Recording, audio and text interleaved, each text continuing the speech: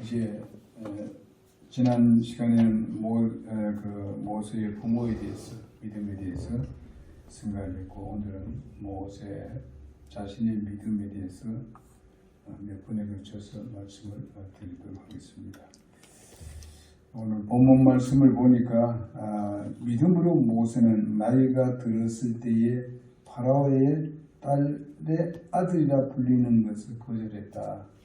이렇게 거절했다고 말씀하고 있습니다. 우리는 거절할 때는 거절해야 되죠. 아무리 우리에게 유익이 오는 같이 여기진다 하더라도 하나님의 뜻이 아닐 때는 거절해야 되죠.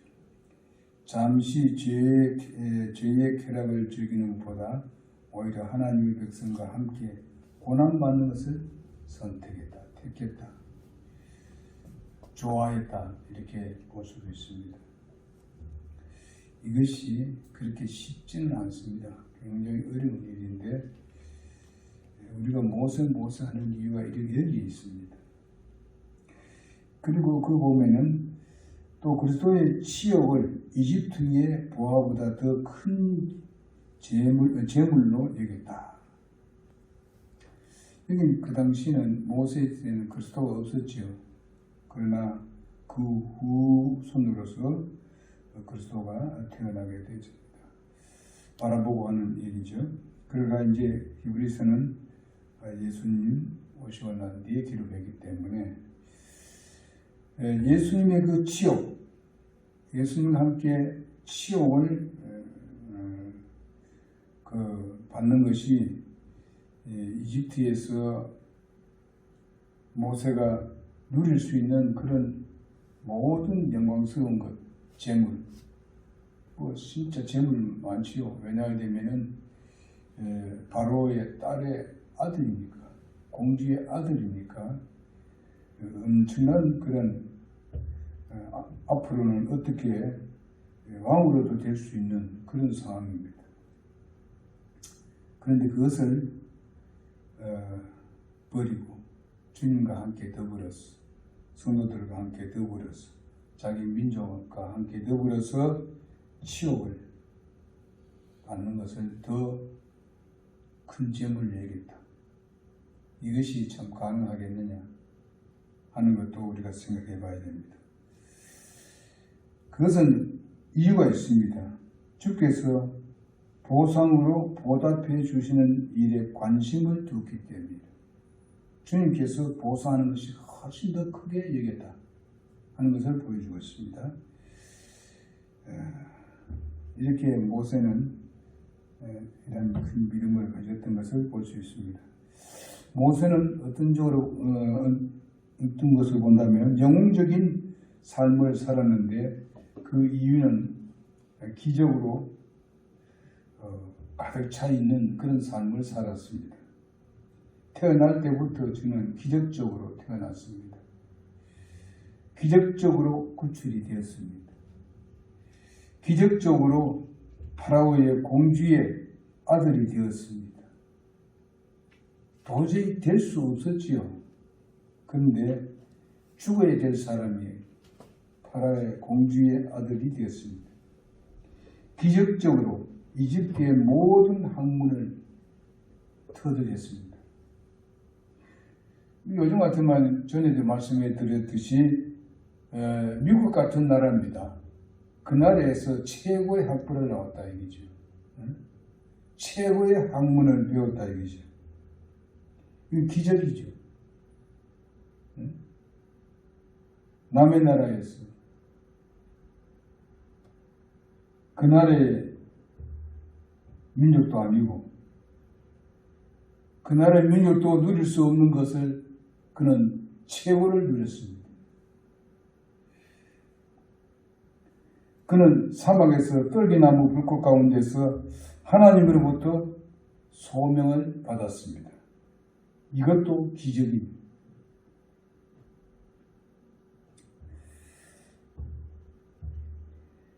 여러분 아시다시피 모세가 양을 치고 있는데 그 떨기나무, 가시나무 거기서 불이 활활 탑니다.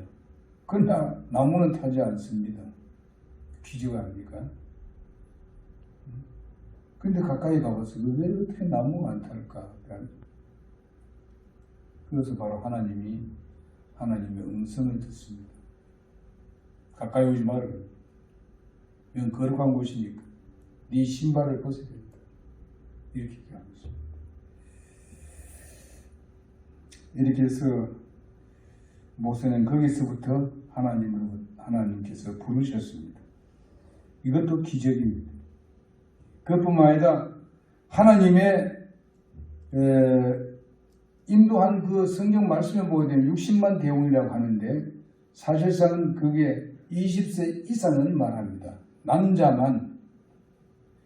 그러니까 아무래도 한 200만이 넘지 않을까. 어린아이도 있죠. 미성년자들도 있죠.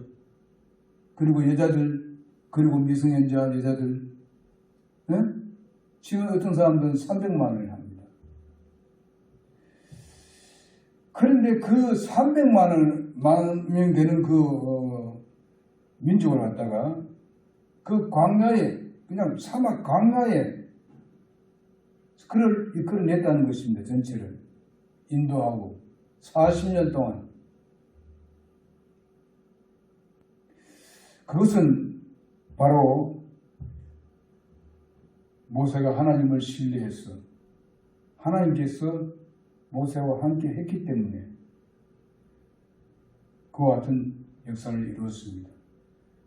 오늘날 위대한 지도자들이 있지만은 그 광야에서 그렇게 한 300만이 되는 그 민족을 이끌어낸 사람은 아무도 없습니다. 위대하다.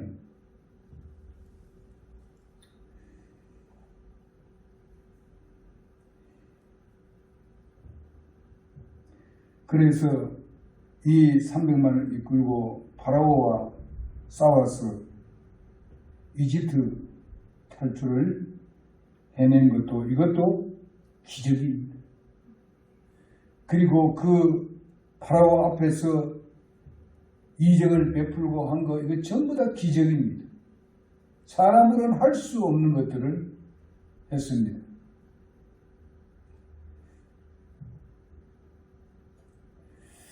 그러면서 이제 나이가 120세가 되었는데도 불구하고 어떻게 됐습니까?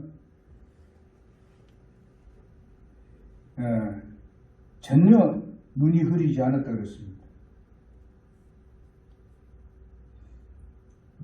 그걸 보면 아니라 바로 기력도 쇠하지 않았다 그랬습니다. 신명기 34장 7절에 보면 그리고 그의 죽음은 우리가 보더라도 이것도 신비입니다. 기적이죠. 비스가 산에서 그의 시체를 하나님께서 감추셨기 때문에 분명히 죽어서 어디서 묻었는데 시체가 없습니다. 흔적이 없습니다. 하나님께서 감추시기 때문에 그렇습니다. 그래서 하나님께서 그를 하나님의 사람이라고 했습니다. 하나님의 사람. 오늘날 같으면 우리 그리스도인이라는 그런 소리를 들었습니다. 그 당시 하나님의 사람이라는 이름을 별로 쓰지 않았습니다. 함부로 쓸 수 없었기 때문에. 오늘날 그리스도인과 같은 그런 이름이지만 그는 하나님의 종이었었습니다. 주의 종이었었습니다. 신명기 34장 5절에 보게 되면 그렇게 말씀하고 있습니다. 그 뒤에 이스라엘 가운데 모세와 같은 대언자가 일어나지를 아니하였다 그랬습니다. 전에도 없고 후에도 없다 그랬습니다. 이 모세는 주께서 얼굴을 마주 대하여 본 사람이라고 했습니다. 마주 대했다고 말씀하고 있습니다. 마주 대하여 아시던 자라, 알던 자다. 신명기 34장 10절에 말씀하고 있습니다. 그러면서 출애굽기 33장 11절에는 바로 주께서 마치 사람이 자기 친구와 이야기하듯 모세와 얼굴을 마주대어 말씀하시더라. 이렇게 말씀하고 있습니다. 그러니까 하나님의 친구였다. 하나님은 친구같이 얘기했다. 아까도 전체적으로 우리가 말씀을 드렸습니다만은 정말 이와 같은 믿음을 가지고 바로의 딸의 아들이라는 것을 불리는 것을 거절했고, 그리고 쾌락이나 이런 것들은 다 제치고 바로 하나님의 백성과 함께 도리어 고난받는 것을 선택을 했다. 그리고 주님을 위해서 치욕을 받는 것을 바로 자기에는 큰 재물로 여겼다. 그러면서 주께서 그렇게 얘기했을 때에 보상한다는 확신을 가졌습니다. 이런 믿음을 가지고 있으니까 하나님께서 친구라 하지. 예? 하나님께서 그와 함께 할 수밖에 없잖아요. 그 능력을 베풀 수밖에 없어. 예?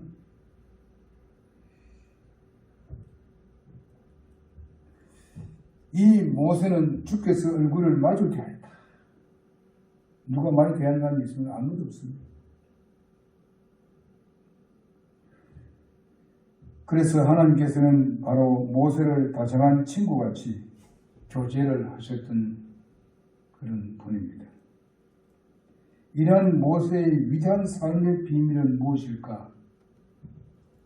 역시 믿음장이니까 믿음입니다. 이런 확고한 믿음을 가지고 있었습니다.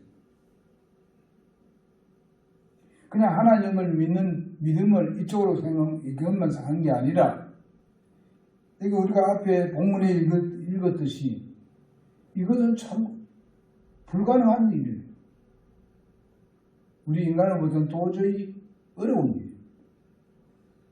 그러나 참 주님을 신뢰하고 자기 목숨을 내놓으면 다 할 수 있는 것이죠.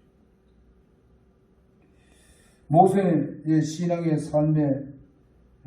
삶을 우리가 세 가지로 볼 수 있다면, 어떻게든 주님을 선택하기 위해서 세상 것을 거절했다.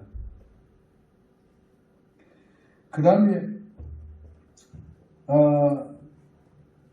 세상의 명예와 영광보다는 하나님 앞에 정말 그 고난과 치욕을, 백성들과 함께 어려움을 같이 당하는 것을 더 큰 재물로 여겼다.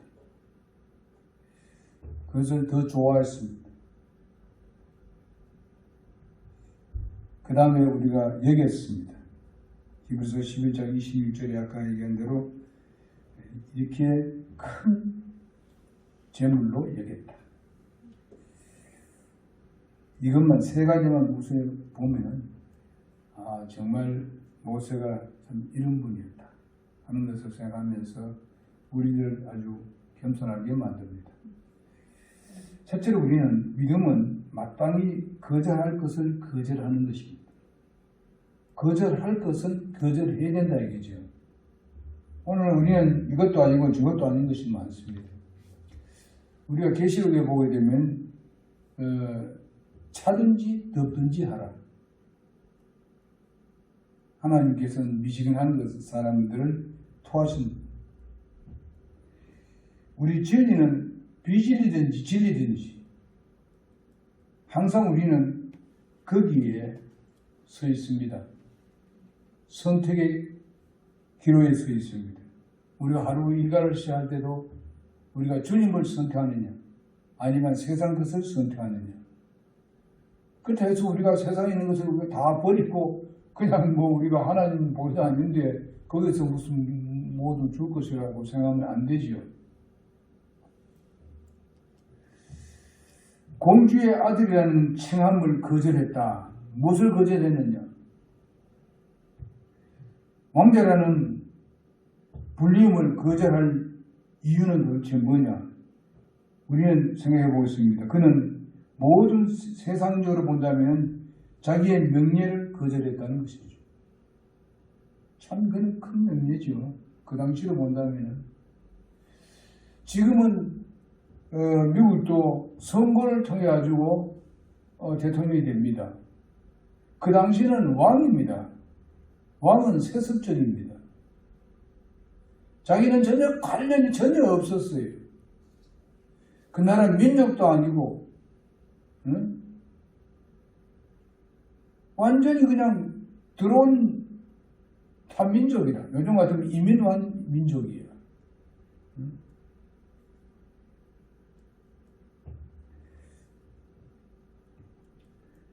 그런데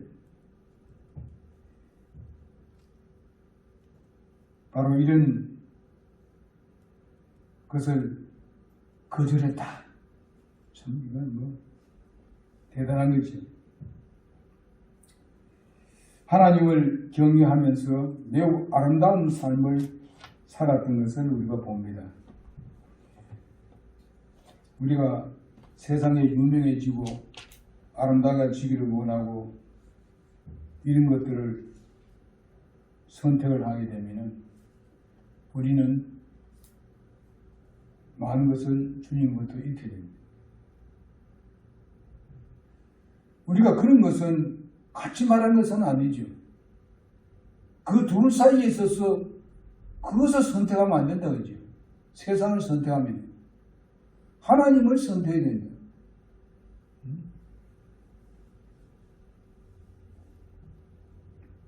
왜 공주의 아들이라는 것을 거절했을까?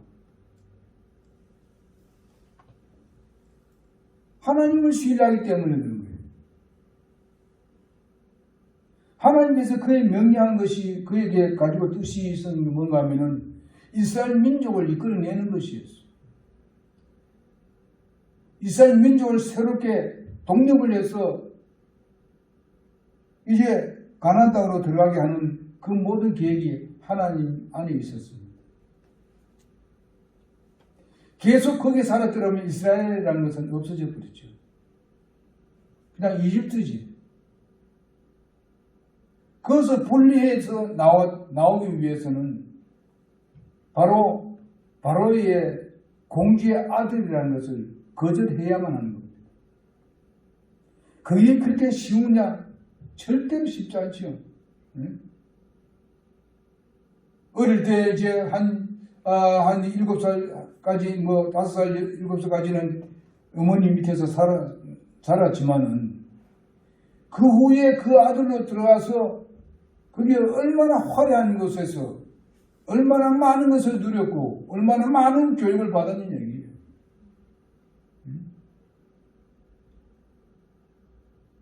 세상 가장 좋은 것을 다 봤을 거라고요.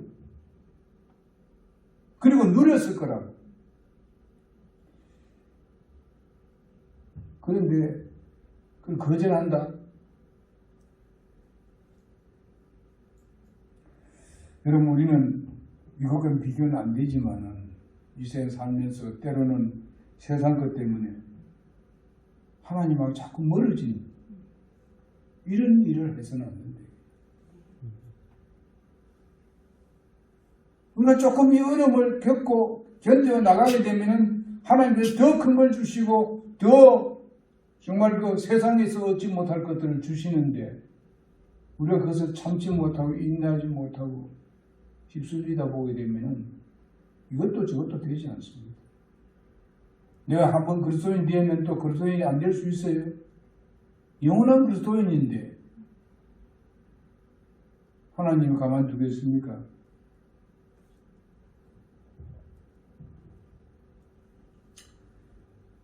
그래서 하나님과 그 사이에서 좋은 것이 있고 좋은 것이 나에게 영향 미치게 하고 이렇게 될 때에 우리는 명예를 단호하게 거절해야 됩니다.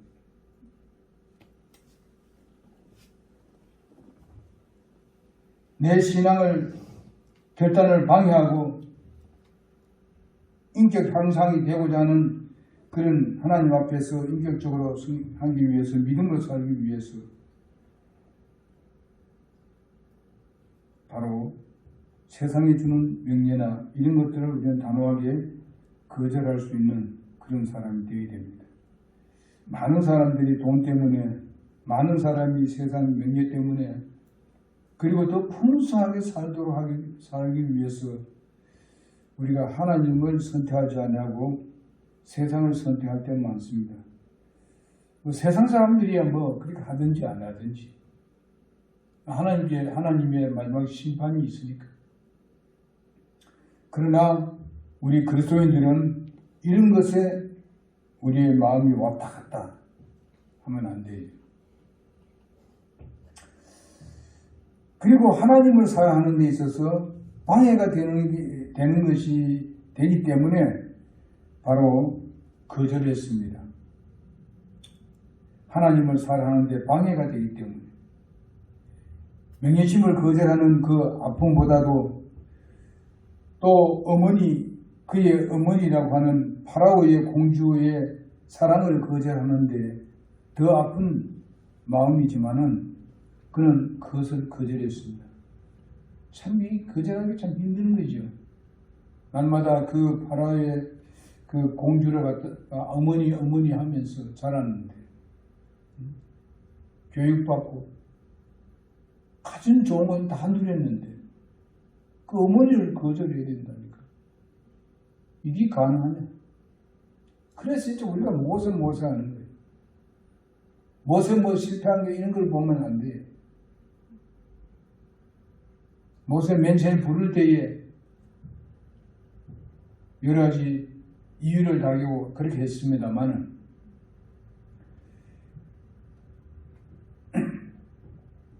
그 공주의 이름이 비디아라고도 하고 그리고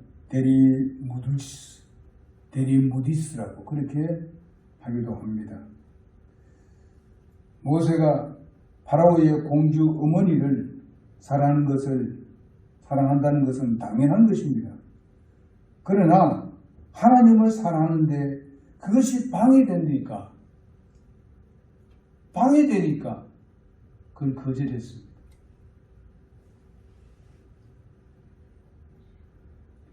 그렇지 않으면 뭐가 됩니까? 모세에 뭐가 돼요?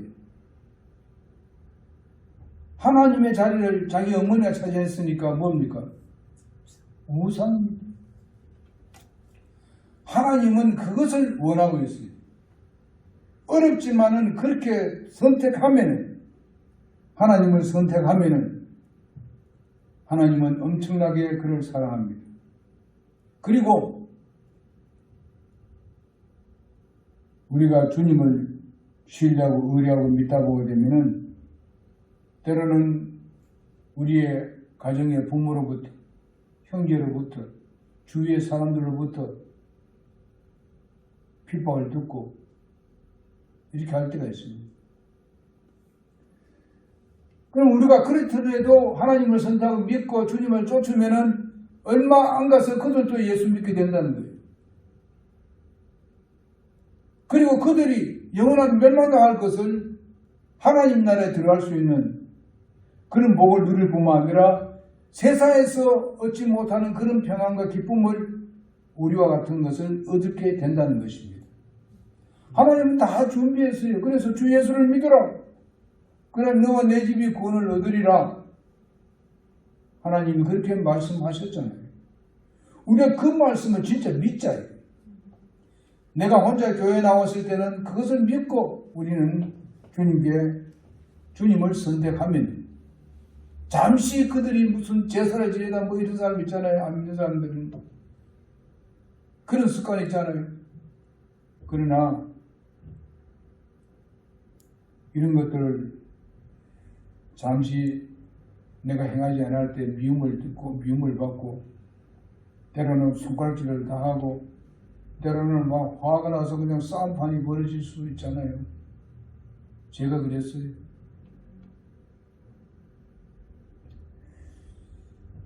하나님이 제일 싫어하는 것이 우상 아닙니까?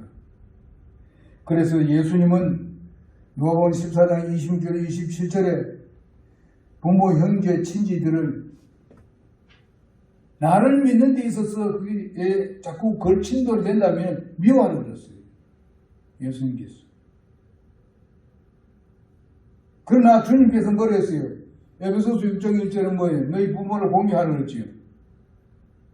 만약 그걸로 주님이 그친다면은 이런 말씀을 우리에게 주실 필요 없지요. 절대로 부모 버리는 게 아니다 이게. 부모 공경하지 않는 것이 아니라 도리어 부모 공경을 더 잘하기 위해서 주님은 우리에게 그런 유혹이 있을 때에 잠시 버리라 이게. 우리는 하나님의 그 뒤에 우리에게 주어질 것을 우리가 생각해야 돼요.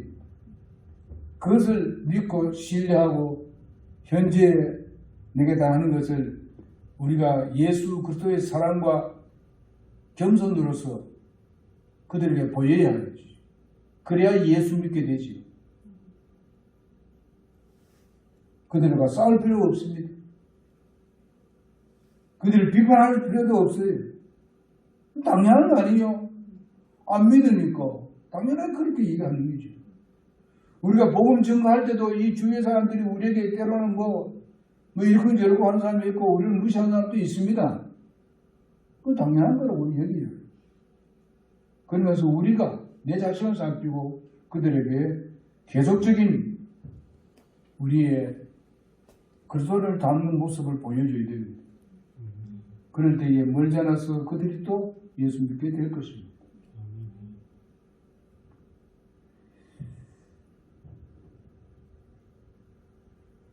그래서 참된 믿음은요, 거절할 것은 거절해야 돼요. 누굴 위해서? 그리스도를 위해서. 내가 잘 먹고 잘 살기 위해서 거절하는 게 아니에요. 그러다 보면 하나님께서 그 믿음을 보고 보상하시는데 왜 공주의 아들이라 칭함을 거절했을까?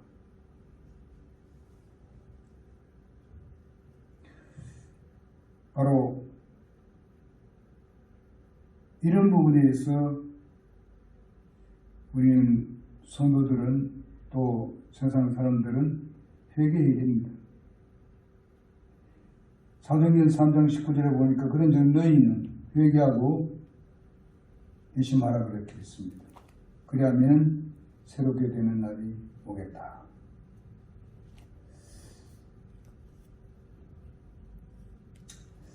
자, 회개 없는 기독교는 있을 수 없습니다. 회개 없는 구원은 있을 수 없습니다. 회개 없이 그냥 영접하면 된다 그래요. 그거는 지식적으로 영접한 것이 회개 없는 영접이 될 수 있나요?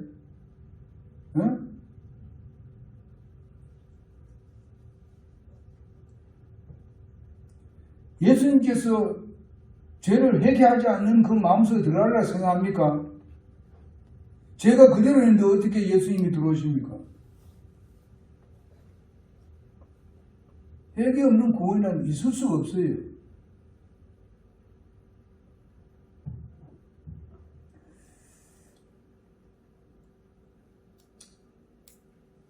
죄인인데도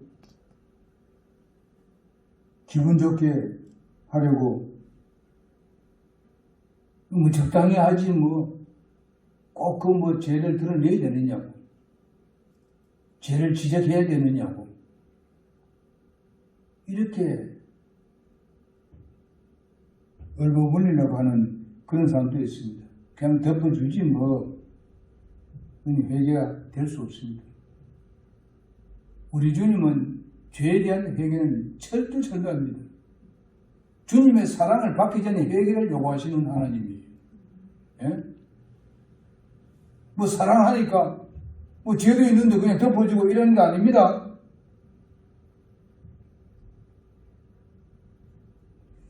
이렇게 어물거리다 보게 되면은 회개는 물 건너가 버립니다. 그래서 나중에 정당화시킵니다. 자신의 죄를 자신이 스스로가 죄를 더 범하게 됩니다. 정당화시키기 때문에 죄는 자꾸 더 많아져 버립니다. 잠언 28장 13절에 보니까 자기 죄를 숨긴 자는 형통하지 못하다고 그랬습니다. 그리고 버리는 자는 불쌍히 여김을 받으리라고 말씀하고 있습니다. 이사야 55장 7절에 보니까 그가 많은 재산을 그게 아니고 사악한 자는 자기 길을 버리고 불의한 자는 자기의 생각을 버리고 주께로 돌아오라. 그래야면 그분께서 그를 긍휼히 여기시고 우리 하나님께 돌아와라. 이는 그분께서 넘치도록 용서하실 것이라. 그렇게 말씀하고 있습니다. 데살로니가전서 1장 9절에 보니까 너희가 어떻게 우상을 버리고 하나님께로 돌아와서 살아계시는 참된 하나님을 섬기며 이렇게 말씀하고 있습니다. 돌아오지 않으면 결코 하나님을 섬길 수도 없고 구원받을 수도 없습니다.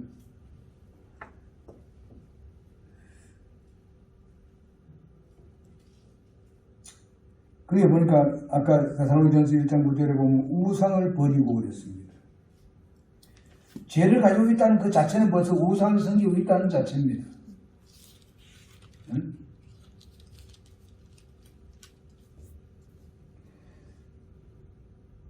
그래서 죄를 버리고 주님 앞에 나와야 되죠.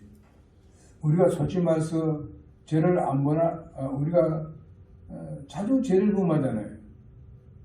이럴 때에 우리는 하나님 앞에 빨리 정상적인 관계를 맺어야 돼요. 특별히 주님 앞에 경배를 드리러 오고 예배 드리러 올 때는 우리 그것을 깨끗하게 청산하고 주님 와서 앞에 우리 자신을 드려야 됩니다. 그것이 살아있는 제물이죠. 희생물이죠. 여기 부자 청년은요, 회개치 않았기 때문에 그는 어떻게 했습니까? 슬퍼하며 근심하며 돌아갔다. 그렇게 말씀하고 있습니다. 예수님께서 뭐라고 했냐면 네가 그 재물 때문에 네가 구원을 못 받고 영생을 얻지 못하니까 그것을 나눠주고 나를 쫓아라. 그렇게 했습니다. 주님께서 그 나눠주고 하라 했을 때 그 물건을 다 버리라. 이런 쪽은 아닙니다. 거기다가 바로 그것을 네 마음의 주인으로 삼지 말고 예수님을 주인으로 모시라 이거예요. 따르라 이거예요. 그러면 그 재물도 주님께서 지켜주셔요. 우리 예수 믿는 사람들이 구원을 받고 하나님 자녀이 됐는데 예수님 따르는 데 대해서는 자꾸 미려미려 할 때가 많아요. 그럼 어떻게 돼요? 도리어 하나님께서 주님께서 깨닫게 하기 위해서 도리어 그것을 가져갈 수도 있습니다. 깨달아서 다시 돌아오면 더 풍성을 주십니다. 이런 거 있잖아요. 아브라함도 그랬고 이삭도 그랬고 야곱도 그랬습니다. 죄를 범해서 가버렸습니다. 그런데 깨닫고 회개하고 단을 쌓고 하니까 하나님께서 어떻게 했어요? 도리어 더 어려운 거 하는 것보다 더 나중에 더 약간보다 훨씬 더 많은 걸 주십니다. 이게 하나님의 뜻이에요. 하나님의 마음이에요. 조금만 우리가 마음을 딱 틀면은 풍성한 것을 기다리고 있는데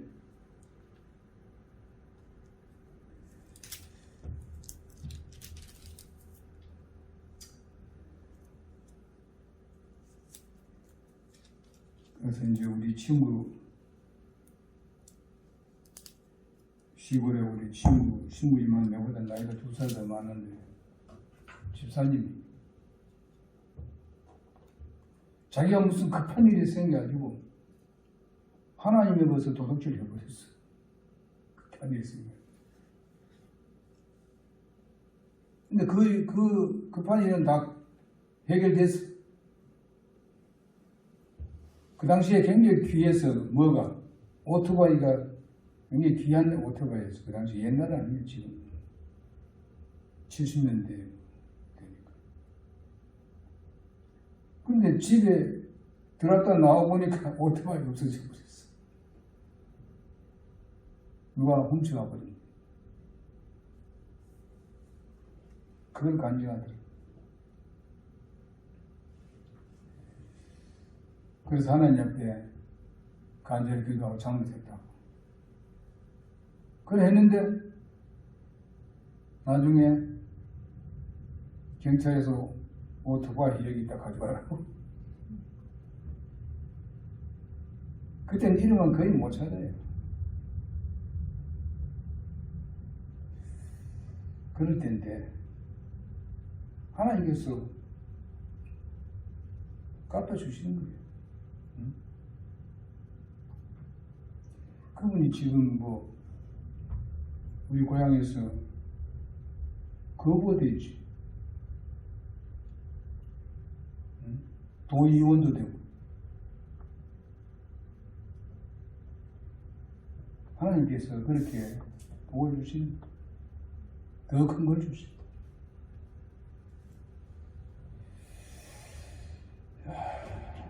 그래, 우리가 모세에 대해서 오늘 생각해봤는데 참 모세의 믿음이 이랬다. 참 이 믿음장이라 11장 읽으면 그냥 힘이 납니다. 우리 부족한 점이 있지만 하나님께서 그래도 채워주시고 풍성하게 해주시고 우리의 잘못은 다 그냥 묻어버리고 우리를 새롭게 해주고